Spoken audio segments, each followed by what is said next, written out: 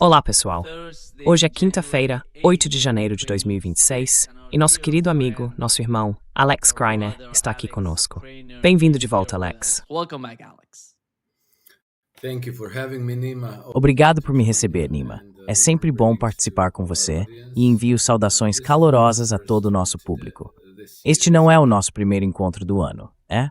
Certo, acho que já desejei um feliz ano novo, então não quero repetir. Exatamente, feliz ano novo. Duplo positivo pode step em um negativo.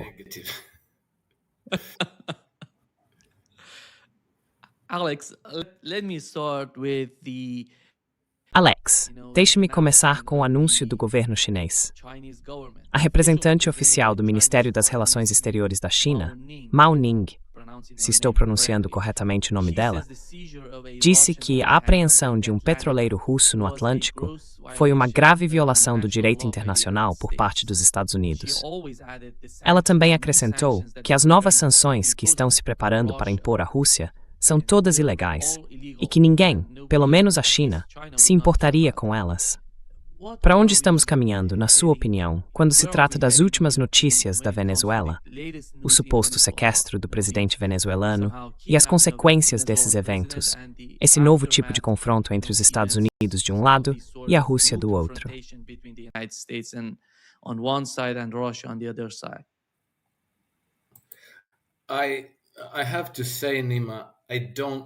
Tenho que dizer, Nima, não sei para onde estamos indo, porque não sei o que Trump está fazendo.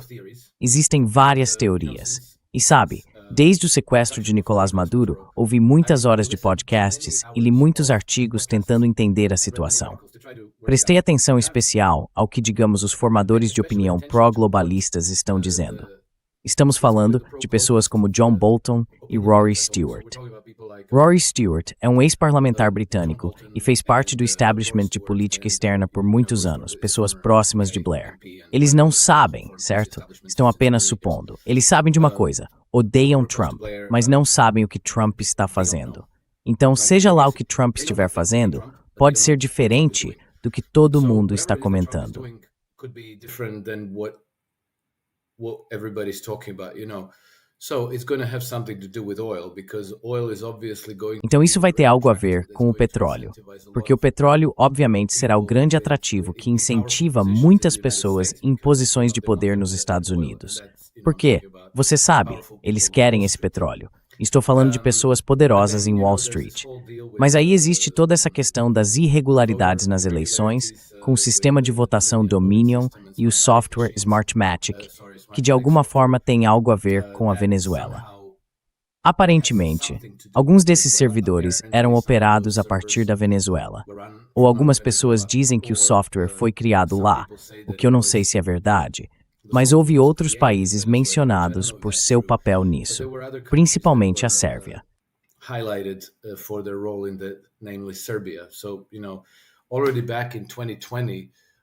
Então veja, já lá em 2020, ouvimos falar que a Venezuela e a Sérvia teriam algum tipo de papel na manipulação de eleições, não apenas nos Estados Unidos, mas em geral. Mas depois, quando o caso veio à tona após as eleições de 2020, descobriu-se que fazia parte de uma rede internacional maior. E houve um grande número de depoimentos, declarações de testemunhas e declarações juramentadas sobre essas irregularidades na votação. Então, os executivos da Dominion Systems desapareceram de repente, os executivos norte-americanos, e transferiram alguns de seus escritórios para o Canadá, atravessando a fronteira. Eles tinham uma sede regional, acho que em Toronto. E uma das pessoas envolvidas era Lord Mark Malloch Brown, que é um associado muito próximo de George Soros.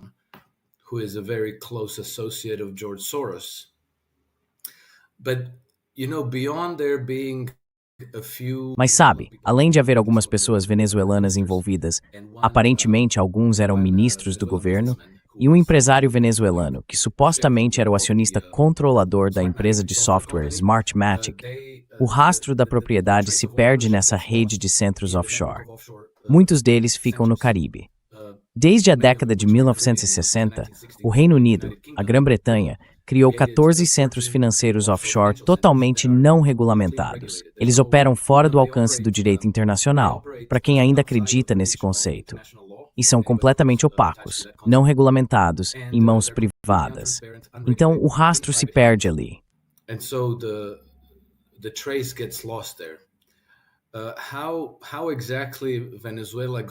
Como exatamente a Venezuela se envolveu em tudo isso, eu não sei. Mas veja, quando um país está sob sanções muito rígidas, ele se torna poroso no sentido de que, por exemplo, a Síria foi colocada sob as sanções César, e então nada funciona no país. As pessoas não têm dinheiro, nem futuro. E aí imagino que as agências de inteligência ocidentais conseguem penetrar facilmente e fazer muita coisa por meio de subornos. Então pode ser que Nicolás Maduro saiba um pouco sobre isso. E há também o aspecto do tráfico de drogas, que, como sabemos, não há drogas em quantidade significativa entrando nos Estados Unidos vindas da Venezuela, nem fentanil indo para os Estados Unidos a partir da Venezuela.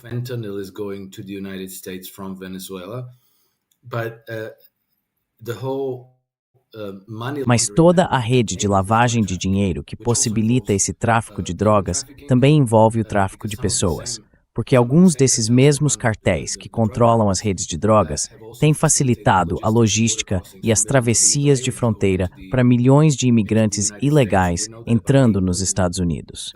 E sabemos que cerca de 8 milhões de venezuelanos deixaram o país nos últimos 10 ou 20 anos, e presumivelmente muitos deles acabaram nos Estados Unidos. Então, novamente, eu não tenho a resposta para por que Trump queria que Maduro fosse sequestrado. Mas há muitas evidências circunstanciais que sugerem que isso pode estar relacionado ao negócio de máquinas de votação e manipulação eleitoral, e ao tráfico de, como se chama, drogas, pessoas e armas para os Estados Unidos, e depois a lavagem do dinheiro para fora dos Estados Unidos.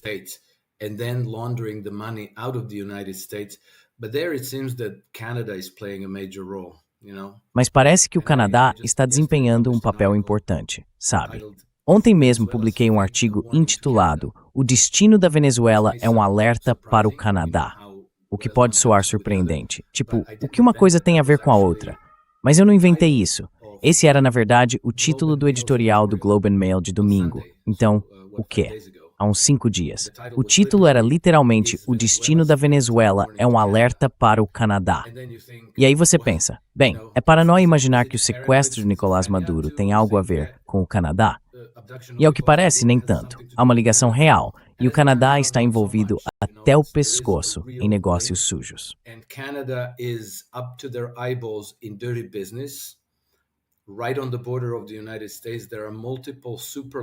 Bem na fronteira dos Estados Unidos, há vários superlaboratórios no Canadá produzindo coisas como fentanil, metanfetaminas, Xanax, todo tipo de droga ilegal que são contrabandeadas para os Estados Unidos.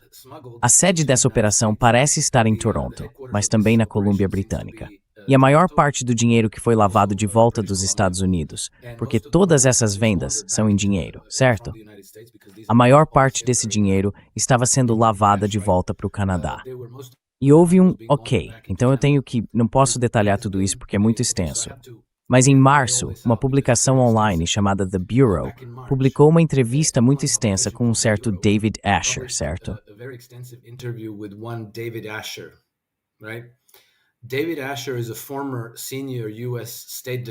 David Asher é um ex-alto funcionário do Departamento de Estado dos Estados Unidos, que tem fortes ligações com o aparato financeiro e de segurança nacional do governo Trump.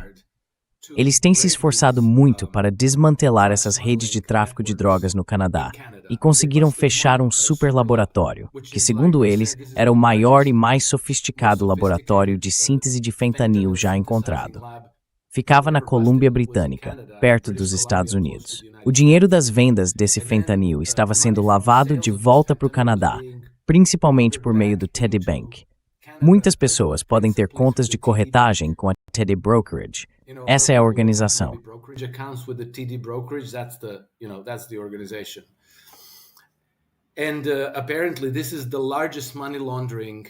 Aparentemente, esta é a maior operação de lavagem de dinheiro da história dos Estados Unidos. Em 2022, houve algo chamado Comissão Cooling, CULLN, que publicou um relatório extenso sobre o assunto. Então, 2022, certo? Quase 4 anos atrás. E de lá até agora, o governo canadense não fez nada. Ninguém foi preso. Eles não desmantelaram nem a organização de lavagem de dinheiro, nem as redes de tráfico de drogas. Então é por isso que os canadenses estão se sentindo muito nervosos com isso, porque o governo Trump está tentando colocar todas essas organizações, tráfico de drogas, contrabando de pessoas e, como se diz, lavagem de dinheiro do tráfico, sob a legislação antiterrorismo. Under anti-terror legislation, porque, por meio dos processos legais normais previstos no direito internacional, os investigadores americanos não conseguiram rastrear essas redes. O Canadá tem algo em seu sistema jurídico que deveria proteger os direitos humanos e garantir a justiça. Mas toda vez que os investigadores americanos miram um suspeito, após 90 dias, as autoridades canadenses precisam informá-lo. A propósito, você está sendo investigado. E não há como montar uma operação secreta adequada nesse período de tempo. Então, toda vez que eles vão atrás de alguém, assim que identificam suspeitos, essas pessoas desaparecem porque descobrem que estão sendo investigadas. Elas se mudam, trocam de número de telefone, mudam seus procedimentos de segurança.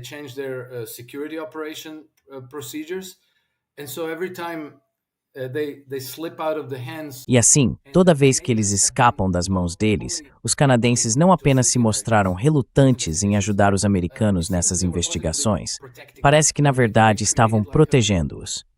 Sabe, eles criaram um tipo de ambiente jurídico permissivo em relação ao crime. Certo, isso é o Canadá. Mas também precisamos lembrar que no Caribe existem 14 centros de bancos offshore, e praticamente todos eles estiveram envolvidos em operações de lavagem de dinheiro. E, novamente, pelos mecanismos normais do direito internacional, eles são intocáveis porque possuem imunidade legal completa. Então me parece que o que Trump está fazendo, ou pode estar fazendo, é atacar essa operação, que é absolutamente gigantesca. Which is absolutely massive. There's between 50 and 75 trillion dollars. Há entre 50 e 75 trilhões de dólares nesses centros offshore. Certo, é absolutamente colossal. E há outra dimensão nisso, e eu preciso mencioná-la porque pode ser relevante. Os russos têm esse sistema na mira há muito tempo. Não sei se o seu público acompanha a rede de ação prometeica, mas eles produzem relatórios muito bons no YouTube e no X.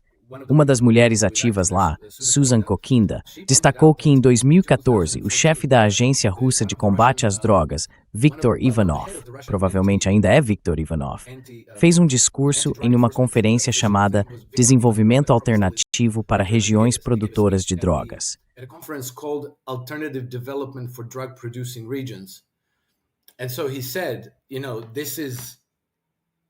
Então ele disse, sabe, esta é a base do sistema financeiro ocidental. Ele não poderia sobreviver sem essa enorme rede de tráfico de drogas. Então Trump vai à guerra no Caribe. Marco Rubio disse que esta é a guerra contra as redes de tráfico de drogas e os oligarcas. E então aconteceu esse estranho incidente entre russos e americanos no Mar do Caribe por causa de um petroleiro vazio. E agora temos navios de guerra russos e um submarino da classe Belgorod também se dirigindo ao Caribe. Nima, eu não tenho a menor ideia de qual é o plano. Se é que existe um plano, as ações de Trump parecem tão brutais e no estilo de gangster, ações típicas da máfia, que geraram muita indignação e revolta em muitas pessoas. Indignation and outrage from a lot of people, but I think we need to consider. Mas acho que precisamos considerar certas explicações plausíveis que não estão sendo discutidas, mas que podem estar no cerne do que o governo Trump está fazendo. Acho que só saberemos com o tempo. O petróleo, obviamente, tem algo a ver com isso. Como eu disse, ele será um grande atrativo para os banqueiros e as companhias de petróleo. Mas se você vai entrar em uma guerra suja, vai precisar levar alguns aliados com você. E então, sabe, o sequestro de Nicolás Maduro. Devo dizer que, para mim, todo o caso parece tão incrivelmente estranho e improvável que eu meio que suspeito que tenha sido arranjado não entre Darcy Rodrigues, o atual presidente, e o vice-presidente escolhido por Nicolás Maduro, nem entre qualquer outra pessoa. Nor between anybody else, it may have been agreed with the government of Pode ter sido um acordo com o governo da Venezuela, liderado por Nicolás Maduro. Nicolás Maduro simplesmente não teve escolha. Ele teve que se entregar, e o fez voluntariamente. Eu sei que há relatos sobre agentes de segurança cubanos mortos e alguns feridos, mas acho que isso é apenas uma forma de enfeitar a história. Porque, se ninguém tivesse morrido em solo venezuelano, isso tornaria Darcy Rodrigues a principal suspeita de ter entregado Nicolás Maduro. Se realmente houve um tiroteio e pessoas morreram, e então os americanos o levaram à força, bem, aí ela estaria livre de culpa. Eu não acho que ela o tenha entregado. Eu realmente acredito que isso foi um acordo entre Maduro e Donald Trump. Porque, além disso, veja o que acontece.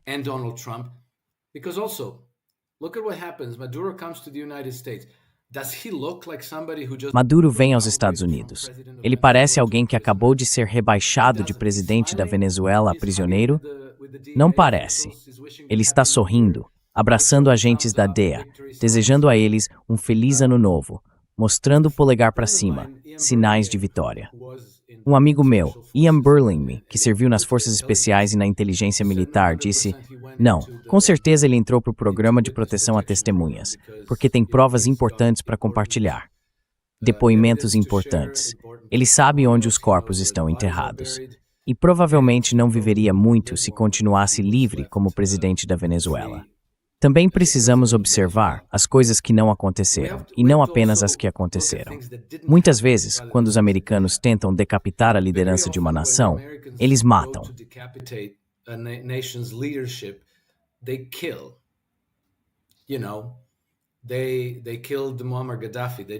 Eles mataram Muammar Gaddafi. Não o levaram a julgamento com vida. Queriam matar Bashar al-Assad, se não fosse pelos russos que o resgataram. Sabemos que havia uma ordem de assassinato contra o presidente Viktor Yanukovych quando ocorreu o golpe em 2014. Mais uma vez, os russos o resgataram. Sabemos que queriam matar Erdogan na Turquia, e assim por diante. Aqui ele foi capturado vivo, sem nenhum problema junto com a esposa. Tudo bem, não parece bom, mas pode ser, sabe, plausivelmente parte do acordo em que ele disse: "Tudo bem, eu vou, mas quero que minha esposa vá comigo também." E eles disseram: "Tudo bem." E outra coisa que não aconteceu foi uma mudança de regime. As pessoas diziam: "Ah, sim, sim, sim, houve uma mudança de regime."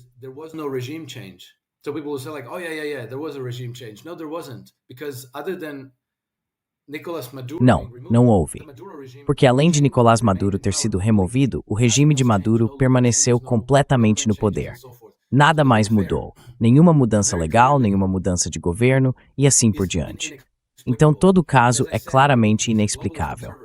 E como eu disse, esses observadores globalistas como John Bolton e vários desses analistas, comentaristas e autoridades britânicas não têm ideia do que aconteceu. Eles realmente não têm uma explicação. Acho que assisti a umas 10 horas de podcasts com várias pessoas globalistas americanas e britânicas. Anthony Scaramucci, o cara que foi gerente de campanha do Bill Clinton, esqueci o nome dele agora, me fugiu. Muitos deles, e todos estão sem saber o que dizer.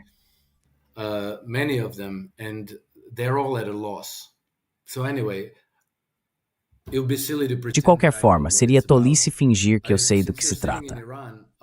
Já que você está no Irã, vou dizer uma coisa que acho que não é o caso. Não acho que tenha a ver com o Irã, porque muita gente está dizendo: esta é uma resposta longa, vou encerrar rápido.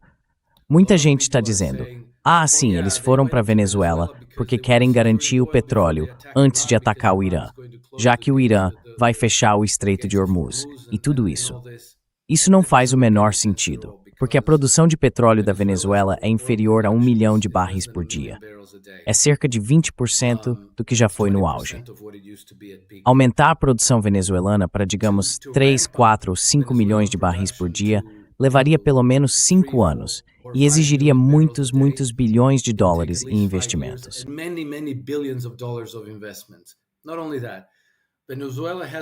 Além disso, a Venezuela tem um potencial de insurgência de até 3 milhões de pessoas, além de suas unidades militares regulares. Essas pessoas são chavistas até o núcleo.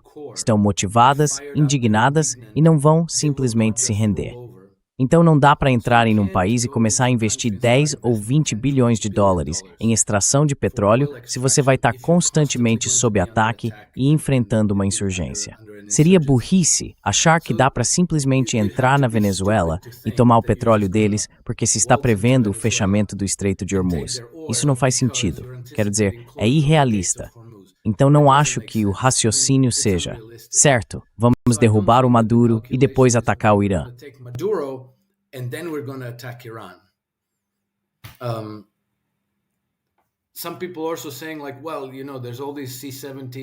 Algumas pessoas também estão dizendo, bem, você sabe, há todos esses aviões de carga C-17 dos Estados Unidos indo para a Europa e o Reino Unido, levando tropas, forças especiais e armas. Ok, aparentemente isso é verdade. Mas, você sabe, o Trump também quer tomar a Groenlândia. O Reino Unido fica um pouco mais perto da Groenlândia do que do Irã. Se eles estivessem indo atrás do Irã, talvez estivessem enviando essas tropas e armas para Diego Garcia ou para o Catar e assim por diante. Mas isso não simplesmente parece arriscado demais, imprudente demais fazer isso. E eu também suspeito que toda essa história sobre o Trump tentar matar o Vladimir Putin não faz sentido para mim. Se não for por outro motivo, é porque, se você se perguntar por que ele faria isso?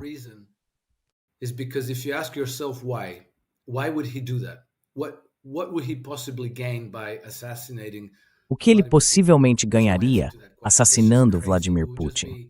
Não há resposta para essa pergunta. Isso é simplesmente loucura. Seria apenas um ato maligno por pura maldade, sabe? Porque não há nada a ganhar.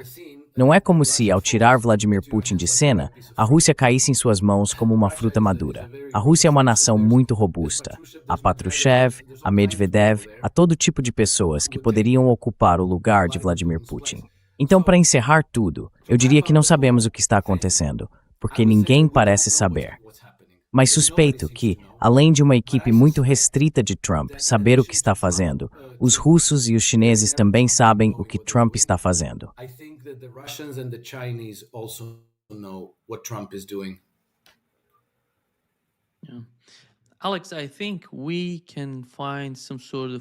Alex, acho que podemos encontrar algum tipo de pista na estratégia de segurança nacional do governo Trump.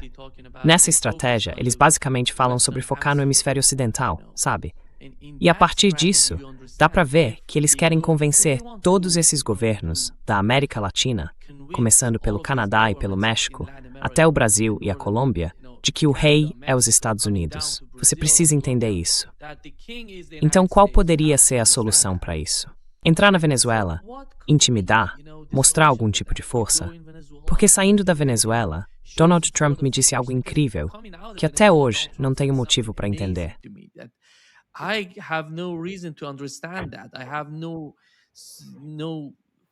Eu não faço ideia do que ele está falando.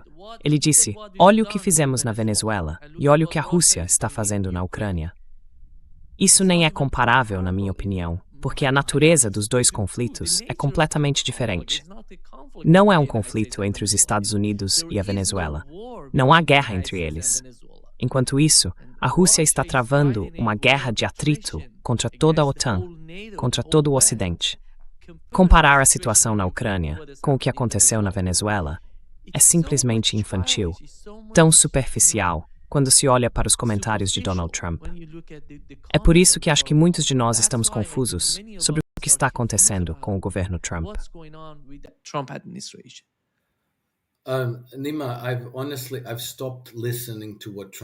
Nima, sinceramente, eu parei de ouvir o que o Trump diz, porque me parece que muitas das declarações dele são calculadas para gerar indignação emocional.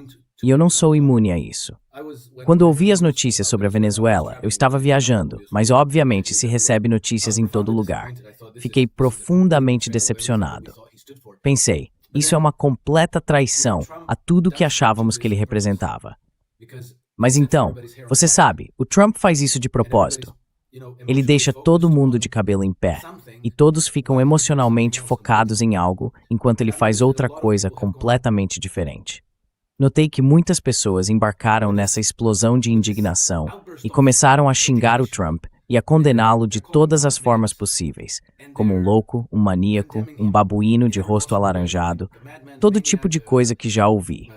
Orange-faced baboon, like all kinds of things that I've heard. But you know, when you're doing that, you're not thinking and you're not analyzing. Mas sabe, quando você faz isso, você não está pensando, não está analisando o que realmente está acontecendo. Eu tento ignorar as palhaçadas do Trump e tento entender o que é que eles podem estar fazendo. Porque veja, há uma possibilidade de que Trump seja um louco. Ok, essa é uma possibilidade. Também há a possibilidade de que, de alguma forma, alguém tenha chegado até ele e que ele esteja servindo aos interesses desses globalistas ao redor do mundo. Basicamente, Wall Street e a City de Londres. E há ainda a possibilidade de que ele esteja cumprindo sua promessa, mas de maneiras que não conseguimos entender ou acompanhar. Eu não acho que ele seja louco. I don't think that he's crazy. And I think I've observed certain. E eu acho que observei certos episódios durante o governo Trump que mostram muito claramente que sua equipe sabe o que está fazendo. Pelo menos quando se trata dos Balcãs e da guerra na Ucrânia. Acho que eles desempenharam um papel muito construtivo em ambos os casos. O que ele está fazendo na Venezuela, não posso dizer. Mas me parece que essas declarações que ele faz... Bem, antes de tudo, precisamos entender. Trump foi moldado em parte por sua carreira como apresentador de programa de auditório e na Federação Mundial de Luta Livre. Talvez isso tenha influenciado no sentido de que quando você alcança algum tipo de sucesso, você tira o máximo proveito disso porque quer impressionar. Esse é o ponto. Esse é o ponto.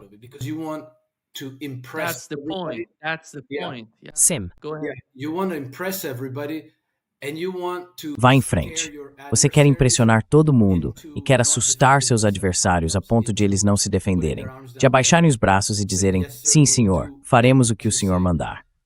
Agora veja bem, o sequestro de Nicolás Maduro. As pessoas estão agindo como se fosse, que operação precisa, cirúrgica, perfeita, que genialidade, que habilidade fenomenal. Pois é, a menos que tenha sido um acordo combinado. Porque veja, você foi até lá com 4 helicópteros. Acho que eram 4, talvez mais ou menos, mas ainda assim. E primeiro você disse que ninguém se feriu e que conseguiu não só o presidente, mas também a esposa dele.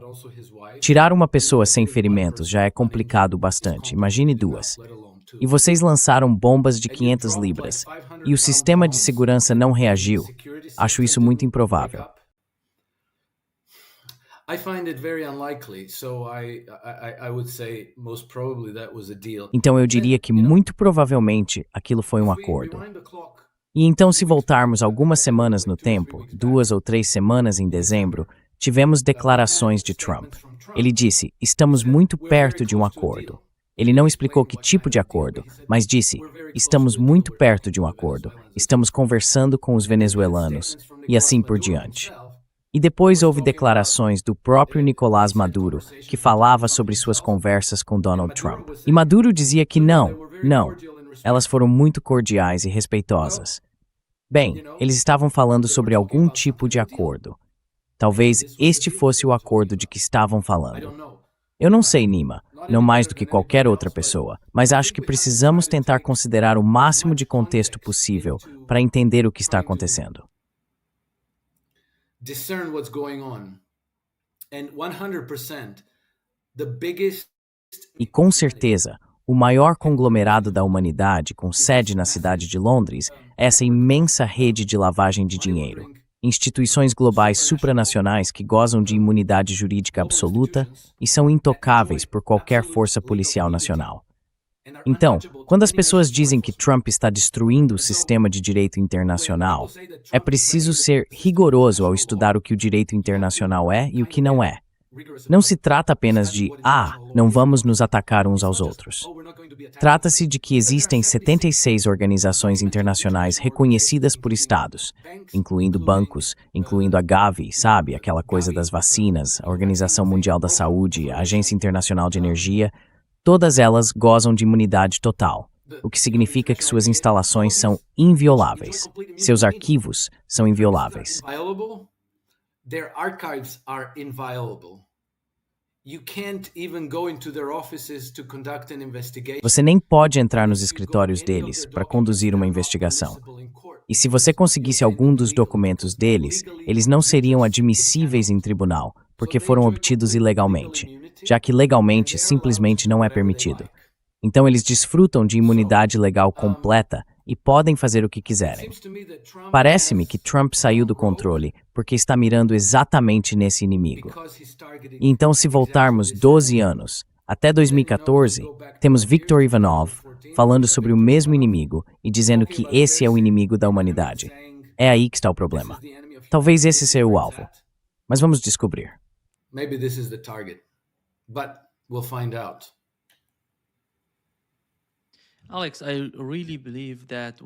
Alex, eu realmente acredito que o que Donald Trump está fazendo está gerando algum tipo de reação contrária. Por exemplo, no Brasil, que eu acompanho de perto, conheço a sociedade, moro lá, o problema é que a mentalidade americana é totalmente diferente do que temos na América Latina. Na América Latina, eles não chamam de soccer, chamam de futebol. É preciso entender que esses tipos de jogos, que são tão importantes nos Estados Unidos e têm tantos fãs por lá, não têm tanta relevância para muitas pessoas na América Latina. Elas querem ver qual será o resultado para elas. É por isso que eu acho que o governo Trump, todo o conceito dessa administração, está perdendo o ponto em relação à América Latina. Eles poderiam construir amizades com o Brasil, com a Colômbia, com todos esses países da América Latina de uma forma muito diferente.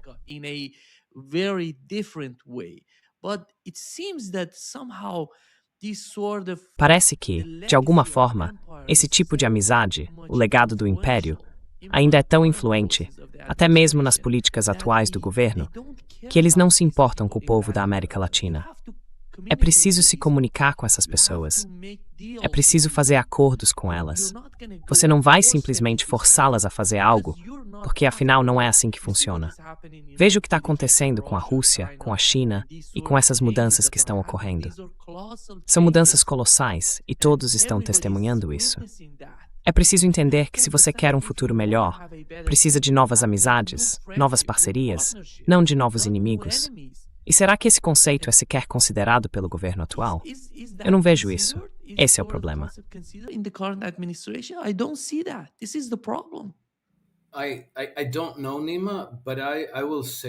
Não sei, Nima, mas vou dizer o seguinte. Acho que isso cabe ao povo, em última instância, ao povo americano e ao povo de países como o Brasil e a Venezuela, e assim por diante. O que estamos vendo agora na Venezuela é uma reação muito forte e apaixonada contra a incursão americana e o sequestro de Nicolás Maduro. E se milhões de pessoas forem às ruas e disserem não aceitaremos isso, então o povo dos Estados Unidos terá que prestar atenção e dizer: bem, acho que vai ser muito difícil para nós mudarmos corações e mentes da forma como começamos, achando que poderíamos simplesmente brutalizá-los até a submissão. Thinking that we'll just brutalize them into submission. Then you have to make nice with them, because they're armed. Então você precisa se dar bem com eles, porque estão armados, porque existem entre 1,5 milhão e 3 milhões desses coletivos que estão espalhados. A maioria é rural. Eles conhecem suas selvas, enquanto você não pode enviar tropas suficientes à Venezuela para enfrentá-los pela força. Então, ou você vai ter que dizer certo, não podemos pegar o petróleo deles, não podemos investir dezenas de bilhões de dólares aqui para extrair seus recursos. Talvez tenhamos que fazer um bom acordo com eles. Isso é uma coisa. E também vimos, nos próprios Estados Unidos, muitos protestos nas ruas de americanos dizendo: nós não votamos nisso. Somos totalmente contra isso.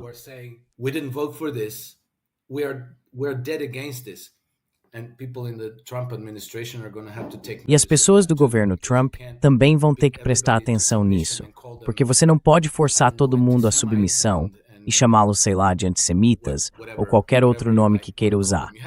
Vai ser preciso levá-los em consideração. Acho que isso está ficando bem evidente, porque na época antes da internet, antes do YouTube, antes das redes sociais, a gente meio que tinha que acreditar no que ouvia no rádio, via na TV e lia nos jornais. A gente não desconfiava até onde eles iam para mentir para nós. far they went to lie to us. We didn't suspect that they built whole studios. Nós não suspeitávamos que eles tinham construído estúdios inteiros com equipamentos de efeitos especiais para nos mostrar imagens completamente falsas. Tipo, olhem, os alemães estão baionetando bebês na Bélgica, certo? Então isso não funciona mais. E o quanto isso deixou de funcionar é visível até no que eles estão dizendo. Todas essas pessoas, Ursula von der Leyen, Kaja Kallas, Klaus Schwab, estão tendo surtos por causa de desinformação e informação falsa. Klaus Schwab, acho que nessa semana, publicou um artigo na revista Time, basicamente lamentando que eles perderam o controle. Basically lamenting that they lost control. They have no control. They are unable to. Eles não têm controle. Eles não conseguem implementar políticas e levá-las adiante, porque, bem, você sabe, dizem que as pessoas não acreditam neles, que a confiança foi quebrada e que as pessoas não conseguem discernir a verdade. Mas não é isso. A confiança nas estruturas deles é que foi quebrada. E as pessoas sabem que não estão sendo informadas da verdade. Em vez disso, as pessoas estão se voltando para outras fontes, entre elas, o seu podcast, para ouvir explicações e informações que as fazem pensar. Isso parece um pouco mais confiável, mais convincente do que o que estão me dizendo na CNN.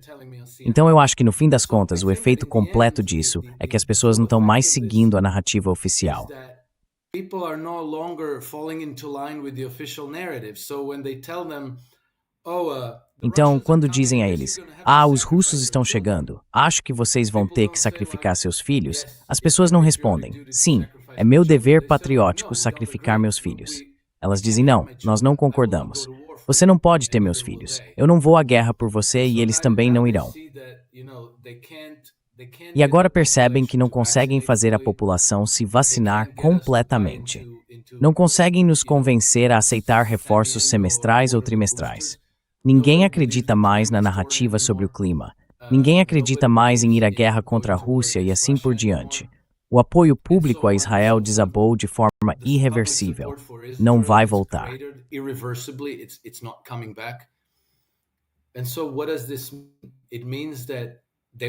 E então, o que isso significa? Significa que eles terão de mudar de rumo, porque a pressão popular está forçando isso.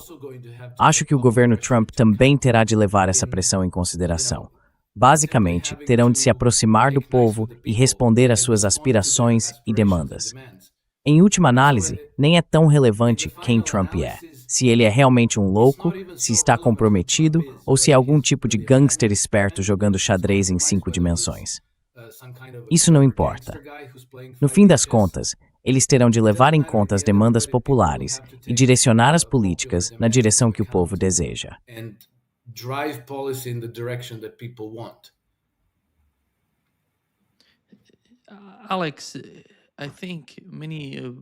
Alex, acho que muitos em nosso público estão muito desconfiados de Donald Trump.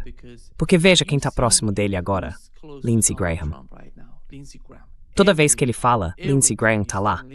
Eu não entendo por que ele está lá, ou qual é o benefício de ter Lindsey Graham como parte do governo. E veja, ele está pressionando por mais sanções contra a Rússia agora, e Donald Trump diz, vá em frente e faça isso. Deixe-me mostrar um trecho de Tucker Carlson explicando o que está acontecendo nos Estados Unidos e como a situação entre os Estados Unidos e a Rússia é crucial. Aqui está o que eles disseram. Is the situation between the United States and Russia. Here is what they said. Os sinais indicam que estamos prestes a ter uma grande guerra. O presidente anunciou que vai aumentar o orçamento do Pentágono de 1 trilhão para 1,5 trilhão de dólares. Acabou de anunciar isso. Esse é o tipo de orçamento que um país que prevê uma guerra global ou regional define para suas forças armadas. Obviamente, estamos caminhando nessa direção, rumo a uma guerra mundial. Desculpe. Então, como você se posiciona diante disso? Bem, e você olha para um mapa e pergunta, quais áreas eu quero controlar? Onde estão as rotas comerciais? Quem tem os recursos?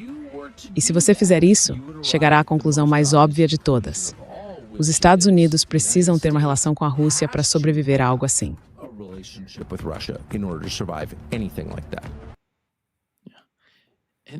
But that's not the case in the United States. Those Mas esse não é o caso nos Estados Unidos.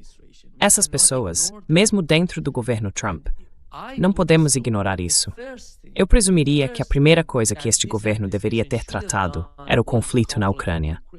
Observando o que aconteceu desde que Donald Trump assumiu o poder, o ataque aos bombardeiros nucleares, depois o ataque que o governo russo afirma ter sido contra a residência de Putin na Rússia, se alguém está fazendo isso, é preciso reconhecer.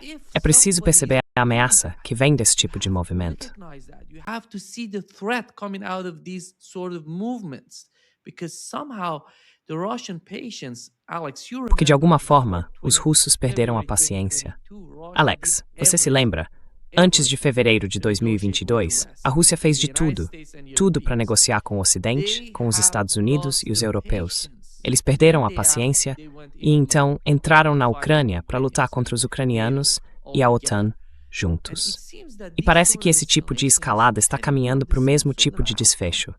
Se virmos algo estourar entre as forças russas e as forças americanas, ou talvez britânicas, seria TESMA.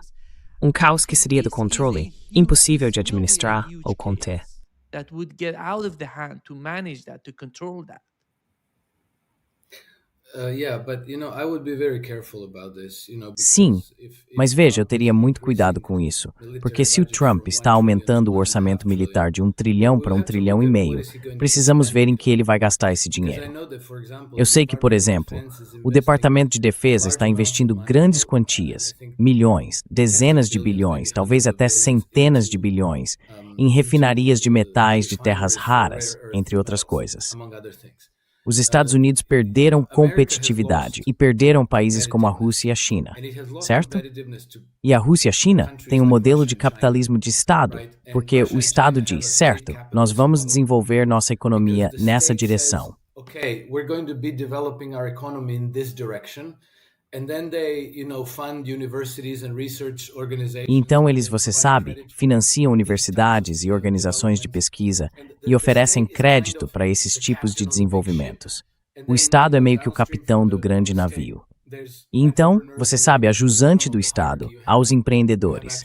Quando você chega à base da hierarquia, ao verdadeiro capitalismo de livre mercado, onde empresas privadas fazem o trabalho, mas não é algo aleatório, é direcionado pelo Estado.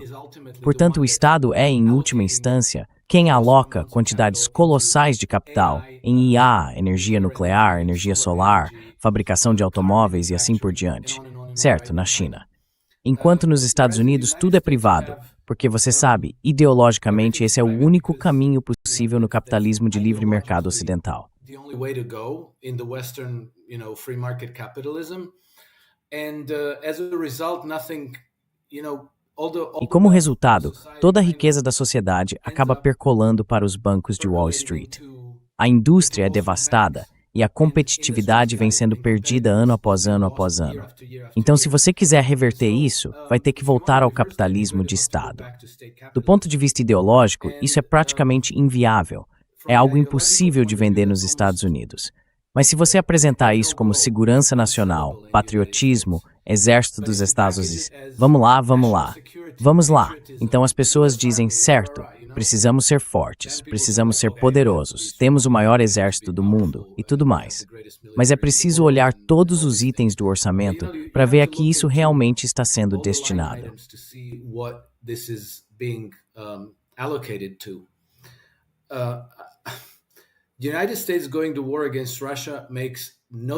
Os Estados Unidos entrarem em guerra contra a Rússia não faz o menor sentido.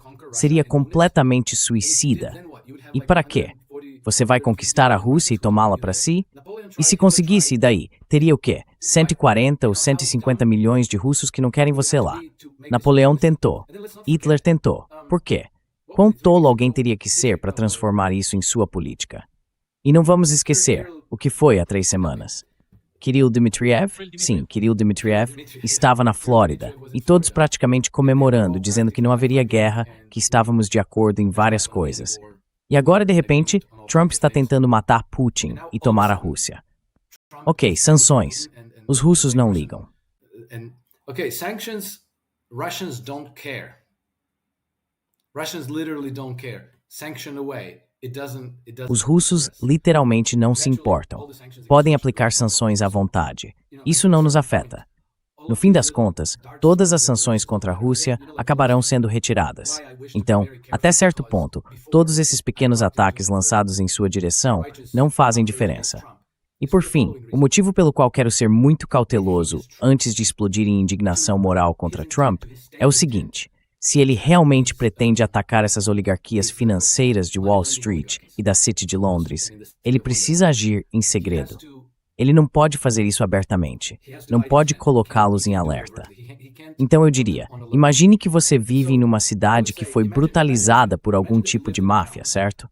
Eles obrigavam todos a pagar dinheiro de proteção. They were forcing everybody to pay protection money. They were, I don't know, brutalizing their children. Eles estavam, não sei, brutalizando seus filhos, suas mulheres e assim por diante. E essa gangue é poderosa demais para que qualquer pessoa da cidade consiga derrubá-la.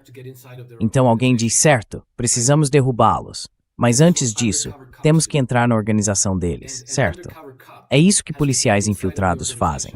Um policial infiltrado precisa entrar na organização para descobrir suas fraquezas, identificar quem são as figuras-chave, quem são os mais poderosos e assim por diante. E para isso, é preciso conquistar a confiança deles. Então, em certo momento, o policial infiltrado vai parecer sujo como pecado para todos que o observam de fora. Mas se você o eliminar, estará apenas consolidando sua escravidão àquela gangue, certo? You've just cemented your slavery to this mob, right? He's your only hope of salvation. Ele é sua única esperança de salvação.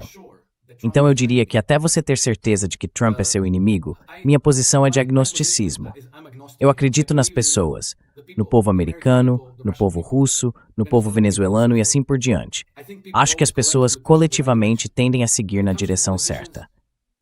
Quando se trata de políticos, é muito difícil ter certeza. Demorei muito para perceber que Putin é um jogador positivo nos assuntos mundiais. E com Trump, tenho que dizer que sou agnóstico, porque eu não sei, porque ele está garantindo que ninguém saiba. E então um dia, ele reduz o cronograma de vacinas nos Estados Unidos de 70 e poucas para acho 55 vacinas. Bem, acho isso ótimo. Well, I think that's great. And now he's going to Davos, where he's going to say that E agora ele vai para Davos, onde vai dizer que vamos proibir as corporações de possuírem casas unifamiliares. Bem, isso é uma coisa boa, certo? Porque ele disse que as pessoas vivem em casas, não as corporações. Então, há muitas coisas que ele está fazendo que me dão esperança de que ele está fazendo algo certo e positivo para o povo americano. E por isso é muito difícil para mim pensar, tipo, sim. Então ele vai começar a Terceira Guerra Mundial contra a Rússia, tentar assassinar Putin, mudar o regime do Irã e todas essas coisas insanas que eles nem sequer são capazes de fazer. Além do mais, por que você faria isso? Então, sabe, antes de enforcar o policial infiltrado, pelo menos tenha certeza em dobro de que ele é realmente um jogador sujo e não talvez a sua possível salvação.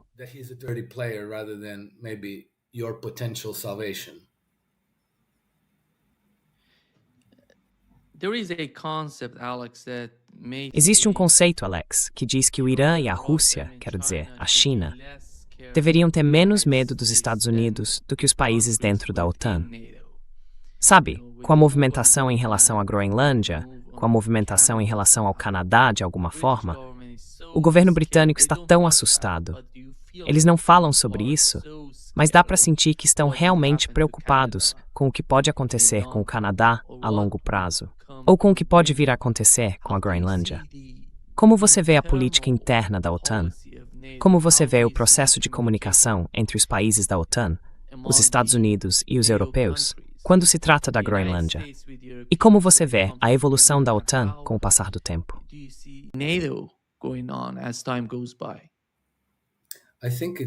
Acho que tudo está desmoronando, Nima. E acho que acabamos de ver os três patetas em Paris assinarem algum tipo de compromisso com a Ucrânia. Isso é tão estranho. It looks like people propping up a corpse. Parece gente sustentando um cadáver, sabe? Como quando pegam um cadáver e o apoiam em alguns paus para fazer todo mundo acreditar que ele ainda está vivo e pode lutar. Mas eu acho que está perdido e sem esperança. E agora todo mundo está dizendo algo como, bem, se o Trump tomar a Groenlândia, isso vai ser o fim da OTAN. Trump está tomando a Groenlândia, e ele não está brincando com isso. E eu acho que ele também está de olho no Canadá. E então, de novo, vai ter gente dizendo, bem, ele está destruindo o sistema de direito internacional, a ordem baseada em regras, blá, blá, blá. Mas sabe, a atual ordem baseada em regras é tão profundamente podre até o núcleo que precisa ser derrubada. Precisa mesmo. Tem que ser completamente reformada. E se o Trump está fazendo isso, talvez seja um passo na direção certa. Maybe it's a step in the right direction. If he's doing it in cooperation with the Russians and the Chinese. Se ele está fazendo isso em cooperação com os russos e os chineses, então estou duplamente confiante de que é um passo na direção certa. Porque veja, é preciso começar a aprender sobre a natureza do dinheiro e do crédito. É preciso começar a aprender sobre a natureza dos centros fiscais offshore. É preciso aprender sobre o significado da lavagem de dinheiro, que não é chamada de mãe de todos os crimes à toa, porque ela torna todos os outros crimes possíveis. Ela faz com que eles deem lucro. Se o crime não desse lucro, muito dele desapareceria. Mas são os bancos que lavam dinheiro que garantem que ele dê. E isso é uma enorme fonte de recursos para eles. E então veja, acho que precisamos aprender muito mais sobre as organizações globais que desfrutam de imunidade jurídica absoluta em todo o mundo. E muitas delas são bancos, e muitas são organizações que têm a ver com a regulação da agricultura.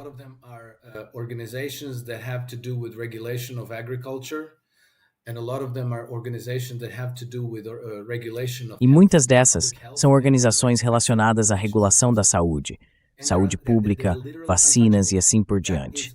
E elas são literalmente intocáveis. Isso também faz parte do direito internacional. E se você não pode tocar nos criminosos, então está à mercê deles. Um caso muito concreto é o que mencionamos no início, o Canadá. Porque veja, no Canadá existe algo chamado regra de Stinchcombe, que diz que se você investigar um traficante de drogas no Canadá, as autoridades devem informá-lo de que ele está sendo investigado, que é o alvo da investigação, supostamente por motivos de justiça, direitos humanos e tudo mais. Mas isso significa que, embora o Canadá seja um grande componente do contrabando de drogas, pessoas e armas para os Estados Unidos, ninguém no Canadá é acusado. Nobody in Canada got charged.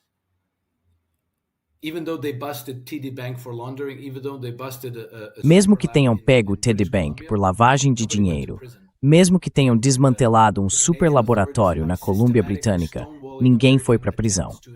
E as autoridades canadenses estão sistematicamente bloqueando as tentativas americanas de investigar e desmantelar essas redes.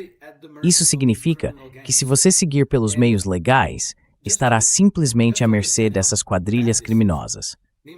E para entender o quão grave isso é, Nima, há muitas características em comum com as guerras do ópio. As guerras do ópio destruíram a China a partir da década de 1830 e depois submeteram o país a um século de humilhação. A China era a principal superpotência econômica global naquela época. Uma civilização de 6.000 anos que foi derrubada pelas guerras do ópio, conduzidas pelos britânicos, pelo Império Britânico. Conducted by the British Empire. And today you have in the United States E hoje, nos Estados Unidos, tanto do norte quanto do sul, eles estão praticamente cercados por essas gangues que estão inundando o país com milhões de migrantes ilegais e despejando oceanos de metanfetamina, fentanil, maconha e todo tipo de droga vinda de laboratórios no Canadá. E se você observar como estão as ruas das cidades americanas, não é preciso ser um gênio para perceber que os Estados Unidos estão na linha de frente de uma guerra do ópio do século XXI. E as mãos deles, bem, no sentido legal, as mãos das autoridades americanas estão atadas. Eles não conseguem se defender disso. Então precisamos levar tudo isso em consideração antes de condenar o policial infiltrado que pode estar, sabe, conduzindo algum tipo de operação para derrubar essas organizações. Scheme to take these organizations down. Yeah. Thank you so much, Sim, Alex. Muito obrigado, Alex, por estar conosco hoje. É sempre um prazer. Eu realmente gostei. A discussão foi muito produtiva, na minha opinião.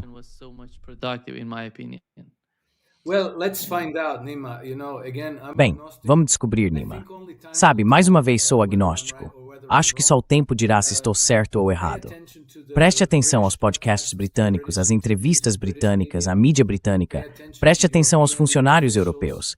Preste atenção ao que os russos e os chineses dizem, porque se Trump agir por conta própria, isso vai aparecer.